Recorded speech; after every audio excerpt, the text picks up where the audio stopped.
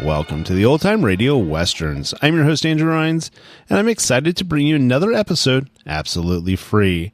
This is one of over 80 episodes released monthly for your enjoyment. Now, let's get into this episode.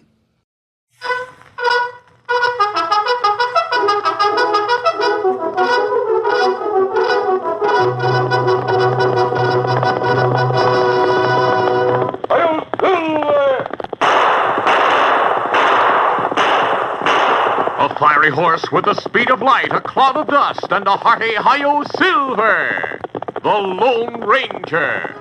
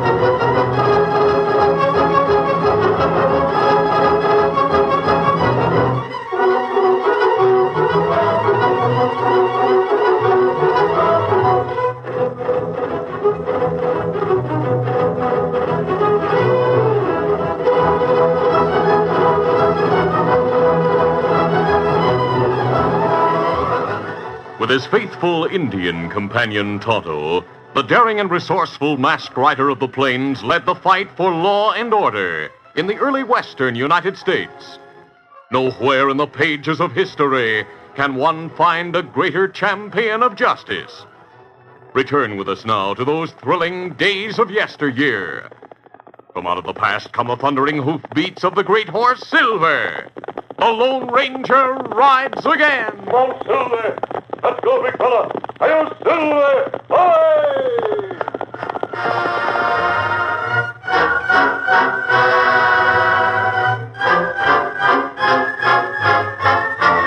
The bloodiest of all wars between the Indians and the United States Army in the West had ended with a treaty. The government gave to the Indian nation, led by Chief Angry Wolf, a vast area of land in exchange for the Indians' promise to permit white emigrants to pass through their territory freely and in safety.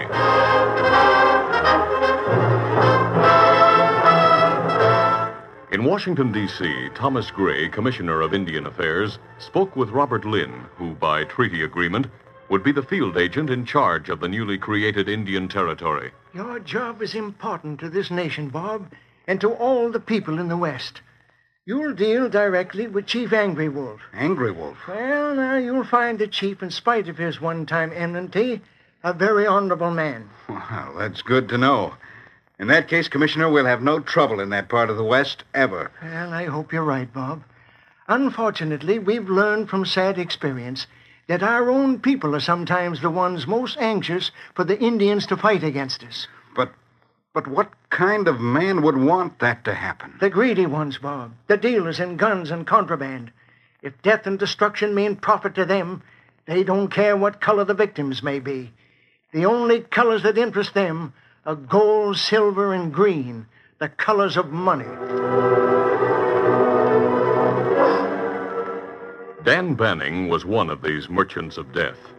But in the outpost town of Ransom on the eastern banks of the Canyon River, Dan Banning was known as a trader, honest and above suspicion. Directly across the river, extending westward, was the new Indian Territory. It was of this territory that Banning spoke when he met in secret with his henchmen Tad Davis and Jock Griffin. I want you to go there and start agitating. By terms of the treaty, the Indians are forbidden to carry or keep firearms. Chief Angry Wolf has already turned over the guns from all his tribe to the soldiers at Fort Manning. Well, and all they have are bows and arrows. That's all, Jock. I'm relying on you two to see that they buy new rifles. Thousands of them. Dan Angry Wolf may be a tough hombre to do business with. I remember what happened to Blackie Dawson when Wolf caught him selling firewater to his braves. Yeah, me too. Blackie got himself killed, that's what. Dan Angry Wolf's set against that stuff. He'll hear that we're trying to sell it, and he'll run us out of the territory. No, he'll not if you play it smart. Don't forget, those Indians of his were pushed back 200 miles west from what used to be their country. This new territory is strange to them. The tribes are scattered all over it, getting settled. Yeah, but Angry Wolf's village is the first one you come to after you cross the river, only 10 miles inland. Then bypass his village when you go to do business with the other chiefs. There'll be a government supervisor here before long, so the sooner you get trouble started, the better.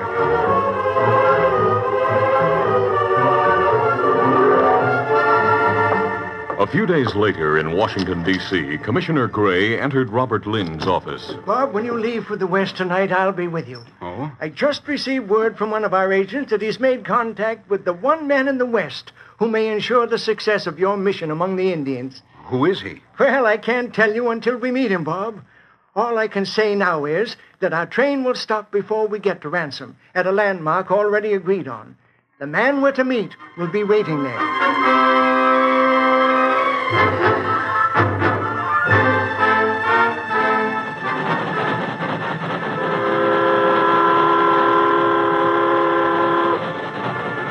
That evening, Commissioner Gray and Robert Lynn left Washington.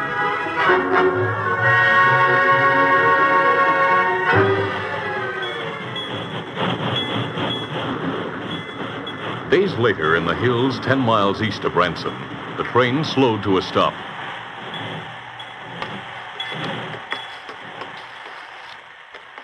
Gray and Lynn left the train and trod a few paces to the grassy expanse that bordered the tracks. The conductor, standing on the car platform, gazed at the hills behind them, then at the vast area of isolation that seemed to engulf them. Commissioner, are you sure this is where you're supposed to get off? Yes, thank you. But there's no one here to meet you. You're miles from everywhere. We know that. We'll stay here. Signal the engineer to start again. Yes, Commissioner. Do you still want me to leave your baggage at the station in Ransom? Yes, we'll pick it up when we get there. Well, I hope so. What?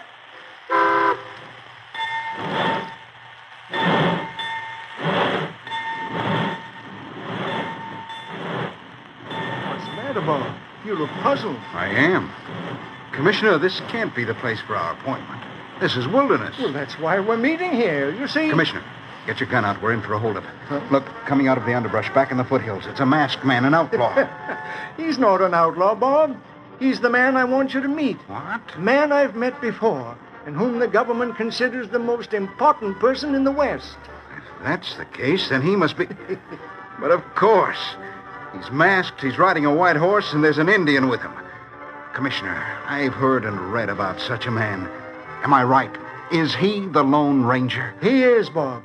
He's promised to help you get started in your new job.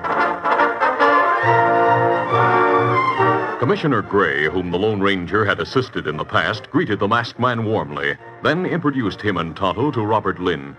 The men spent hours discussing the problems of the situation that faced Agent Lynn, and the Lone Ranger supplied the answer to most of them. The meeting ended in mid-afternoon. The masked man made an appointment with Lynn for the following morning. Now, there's only one main trail in the Indian Territory, and that starts directly across the river from Ransom. Tonto and I avoid towns whenever possible. We'll meet you on the west bank of the river an hour after sunup tomorrow. I'll be there. Will you be with us, Commissioner Gray, when we go to visit Chief Angry Wolf? No, it's better, I think, that Bob and the chief meet for the first time without my being present. And your introduction will carry much more weight with the Indians than mine. But, Commissioner, Now, don't try to deny it. I recognize facts. Now, you said a while ago that you had horses which Bob and I may ride. Where are they? Back among the trees. We'll take you to them and ride with you to the outskirts of Ransom. Shall we go to the horses? At that moment, Tad Davis and Jock Griffin met with calamity. Since their arrival in Indian territory, they had failed in their attempts to trade with the minor chiefs of Angry Wolf's nation. Now, after an unsuccessful effort to sell their illicit wares to members of an outlying tribe, the chief of that tribe made them prisoners and took them to Angry Wolf's village. Angry Wolf's tribal council was not impressed when the white renegades tried to justify their actions. They failed to convince the chiefs that the Indians should arm for war. When Davis finished pleading his case, Angry Wolf spoke with great indignation. You break Indian laws, law of white man, when you try sell guns and firewater on reservation. Angry Wolf tell you Indian tribes not want guns, firewater, not want 'em ever. Now, Chief, you're paying too much attention to that treaty. The government gave you all this land now, but it'll try to take it from you again, you'll see. That's why you need guns, Chief. That's all we're interested in trading to you. You need 'em. You can't trust anybody, including soldiers. Stop! Who are... You speak no more. Angry Wolf believes soldier of great white father, friend. Now, that's where you're all wrong. Let me tell you You what... tell Angry Wolf nothing more. Go. Take horses, ride back over river. Injuns not harm you now. But Angry Wolf warn you, if you come back, Angry Wolf call soldier. Soldier make heap big trouble for you. Oh, don't worry, Chief. That's the way you feel, we'll never come back. You go with Fierce Eagle. Him take you to where he put your horses. Now, go. The Indian, Fierce Eagle, led Davis and Griffin to where their horses were tied, in front of the oversized log cabin called a hogan, where the Indians stored their food supplies. No, you'll ride away fast. Not wait longer. Steady, steady. Get up! Come on, get up!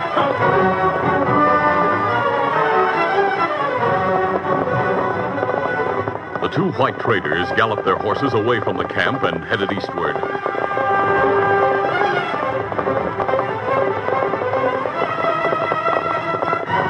Less than a mile from their starting point, Jock Griffin suddenly drew back in his saddle and roughly pulled on the reins. Hold it, Tad, hold it. Come back here, quick. Oh, get around there. What's the matter? What are you stopping for? Tad, see that rock over there beside the brook where I'm pointing? That's gold, real gold. You're loco. It's the way the sun's playing on that rock. Don't tell me. I did some mining a few years back, placer and hard rock. I tell you, that's gold. Let's go and investigate. I'm going to prove it to you as soon as I get the axe out of my saddlebag.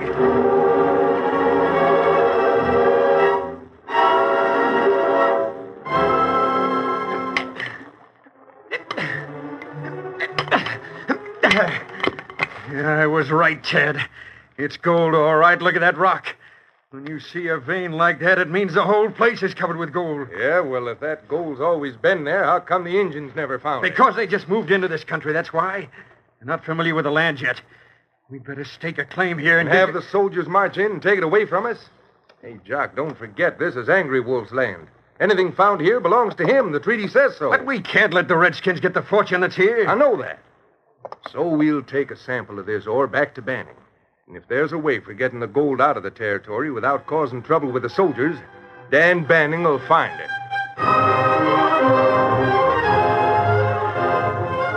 Dan Banning, after hearing Tad's and Jock's story and examining the gold ore, came to a conclusion. There's only one way to get hold of that gold without making trouble for ourselves. How's that? We'll make the Indians declare war on the white man once more. War? Sure, when they do that, the treaty will be broken.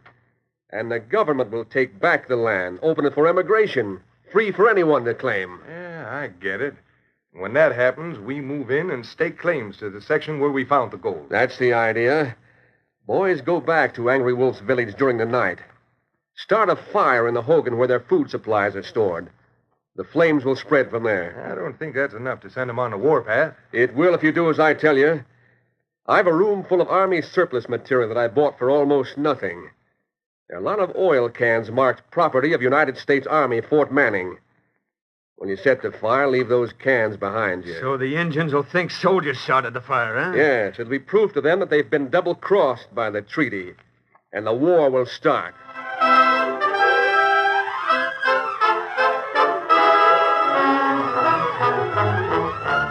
the curtain falls on the first act of our Lone Ranger adventure. Before the next exciting scenes, please permit us to pause for just a few moments.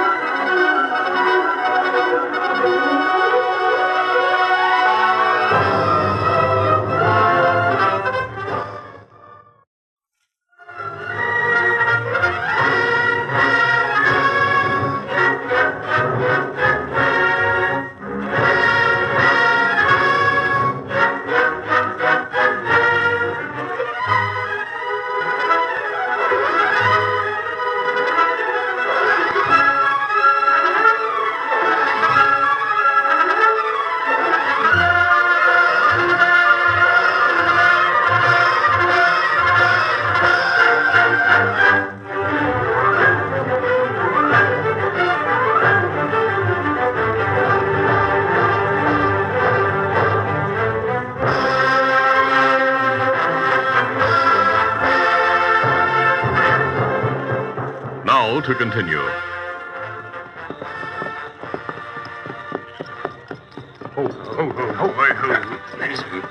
It was shortly before dawn when Tad Davis and Jock Griffin reached the village of Angry Wolf and made their way quietly to the Indian storehouse. Quickly, they struck matches and lighted oil-soaked torches. Then they tossed these into the building through the open windows. Inside the hogan, they heard the sudden crackle of leaping flame as they lighted torches once more and hurled them in a crimson arc into the interior of the log-made structure. That does it, Jock. Look at those flames, will you? We better get out of here in a hurry. Wait till I drop these cans where the flames can't reach them. There. Hey, Jock, look. There's an engine come out of that last teepee. Yeah, he sees us. You give the alarm. Out of my way. Tad had seized a bowie knife from his belt and with expert aim sent it streaking through the air at the Indian. Before the startled red man could voice his alarm, the blade of the knife pierced his neck. With a faint gasp, he slumped to the ground. Nice throwing, Tad. Nice aim. He didn't get to make a sound. Come on.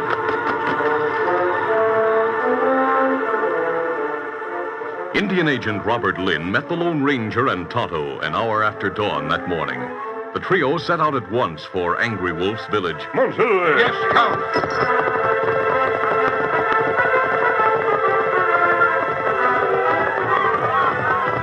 The three horsemen reached the edge of the village and stopped short when they viewed the sight before them. The entire village is in ruins, burned to the ground. Them see us. Come this way. They're carrying bows and arrows. Some of them are pointing at us. Keep cool. These Indians know me. I'll ask them to take us to Angry Wolf.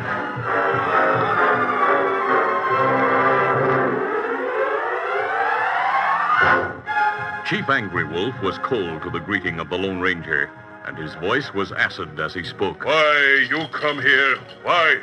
My purpose, Angry Wolf, was to introduce my friend, Mr. Lynn, who is to be with you as a representative of the Great White Father in Washington. Words like treaty mean nothing.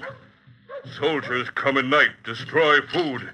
Them set fire to village, stick knife into son of Angry Wolf. So now, Injun ready, make war. You're making a mistake, Angry Wolf. No soldiers have done these things to you. They know what happened. Them set fire to Hogan where food's kept. Sparks fly through air, set fire to teepees. Injuns fight to stop fire. Try save women, children.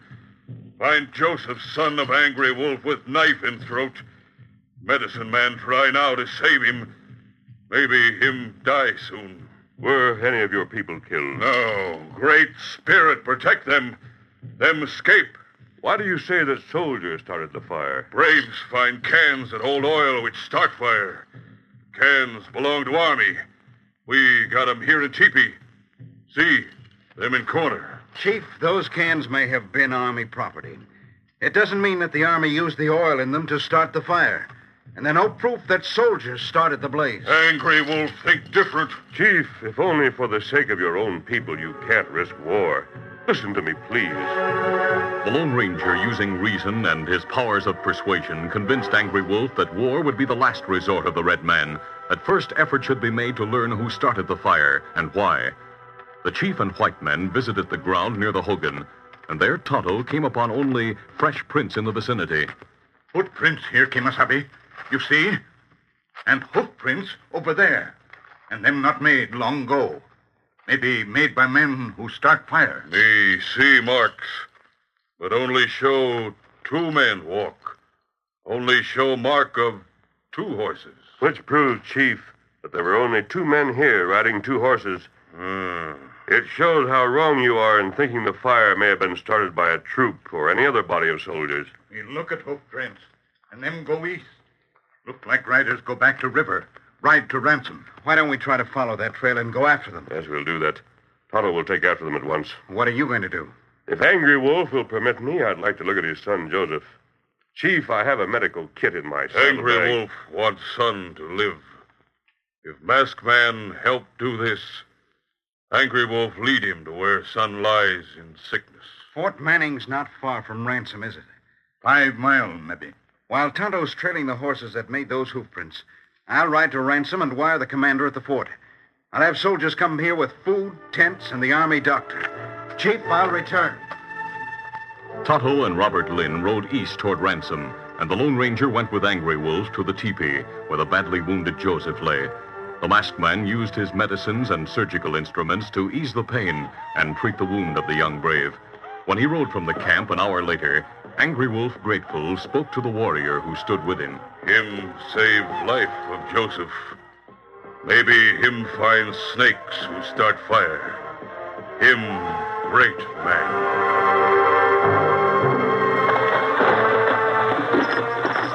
When the Lone Ranger crossed the Canyon River, he rode toward Ransom.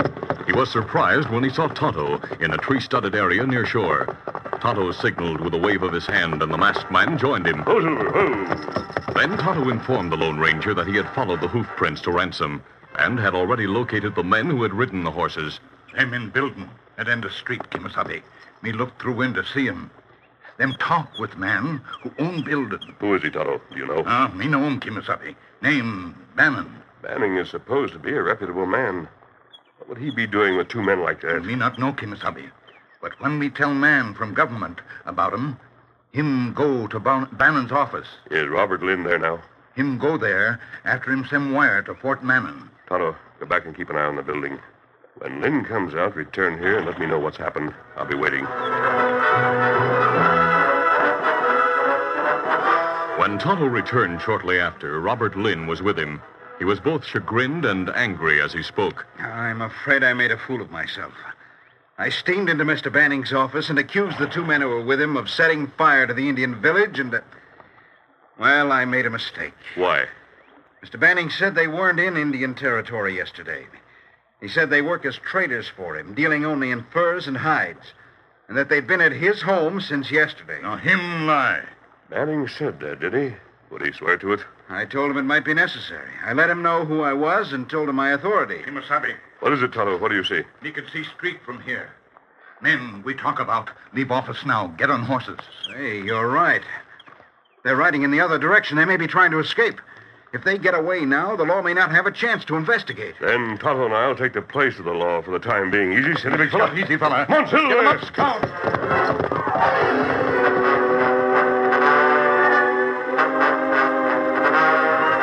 Davis and Griffin became aware of their pursuers when the Lone Ranger and Tonto, riding furiously, closed in on the crooks as they rode into the hills. The escaping men drew their guns and began to fire over their shoulders. Their shots fired from the backs of their careening steeds were all wild. Davis and Griffin tried to load their pistols as they rode, but they were too late. The Lone Ranger and Tonto overtook them, grabbing the reins of the horses, then covering the crooks with their guns. Oh, Silver. Oh, easy, steady now. All right. Get out off your horses. Yeah, don't shoot. We're doing what you say. Yeah. Well, what's the idea? We didn't do anything. You put knife and throat a friend. You're from Angry Wolf's village? That tells us all we need to know, Tonto. Yes, we trailed you from there. Now you'll pay for what you did. What are you going to do with this? Take you to where you'll pay the penalty for what you've done. You made a mistake when you knifed the son of Angry Wolf, and I... Oh, you mean that Injun we threw the knife at was Angry Wolf's son? Is he dead? Didn't you leave him for dead? No, it was his own fault. Look, we know how important the son of an Indian chief is. We know what their law is. For killing the chief's son, they'll torture us. Please don't take us back to those Indians. We're not the only ones in on this. I know I'm not going to die the hard way and let Banning stay alive to get that gold some other way. So Dan Banning told you to set fire to Angry Wolf's village, did he? Sure. It's all his fault this thing's happening to us. Ted, he'll get away with this and we'll get killed. He'll find that place where the gold is. Oh, wait. You tell me everything there is to know. Perhaps things may not go too bad for you. All right, I'll tell you. Tad Davis told the complete story of his and Jock Griffin's crimes and the role of leader that Dan Banning played in them. He related the finding of the gold in the Indian Territory and ended with an account of Banning's plot for a bloody war in an effort to get that gold. When he finished, the Lone Ranger and Tonto tied the crooks and lifted them onto their horses. Then, despite protests, they led the horses back into the town of Ransom. Come on, Silver. Get him up, Scout. When they reached the main street of Ransom, they saw a small body of United States cavalry near the crossing at the river. Indian Agent Robert Lynn was in earnest conversation with an officer in captain's uniform. The conversation ended at once when the masked man and Indian appeared with their captives. Oh, Silver. Oh, fella. You caught up with him. Yes, Mr. Lynn. We also caught up with Dan Banning. This is Captain Monroe. He and his detachment just arrived from Fort Manning in response to my wire. Food, medicine, and equipment are on their way from the fort now. Also a doctor for Angry Wolf's son. A doctor? You mean he's not dead? I never said he was. Say, isn't that Banning leaving his building now? Of course it is. He's running away. He must have seen us riding to town with these two, then seen all of us talking here. Come on, Silver! The Lone Ranger had sped along the street after Banning. Banning never reached the place where his horse was stabled. The Lone Ranger caught him and circled him with a lariat and brought him back to where Agent Lynn, Captain Monroe, and the soldiers stood watching in fascinated amazement. Oh, Silver, easy, steady. There he is. Banning's the man who's been selling guns to all the Indian tribe that have caused you trouble, Captain. He planned that... Let those other two men tell you what he planned. Well, don't worry. We'll tell him the same thing we told you. Then Tonto and I have done our part. We'll leave you. Good luck in your job, Mr. Lynn. The Indians with gold on their land will be more peaceful than ever. Adios. Adios. Goodbye. Let's go, Tonto. Come on, Silver. Come on, Scout. Well, Captain, what do you think of that? Mr. Lynn, before that man arrived with these two crooks, you told me all that he had done. And since that time, I've seen with my own eyes why he impressed you so. I've heard of a man who's a legend. A man who rides a white horse and wears a mask. Is that... Yes, Captain. He's the man the government depends on to hold the West for our country. He's the Lone Ranger. Adios, Silver.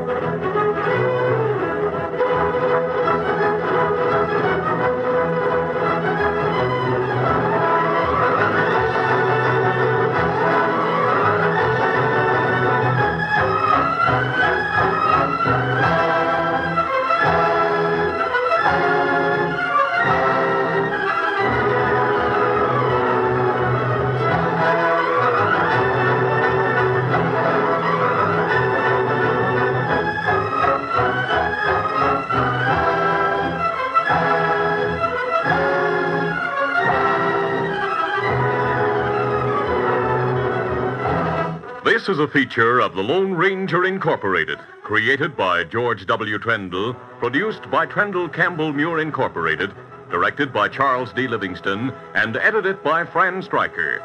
The part of the Lone Ranger is played by Brace Beemer.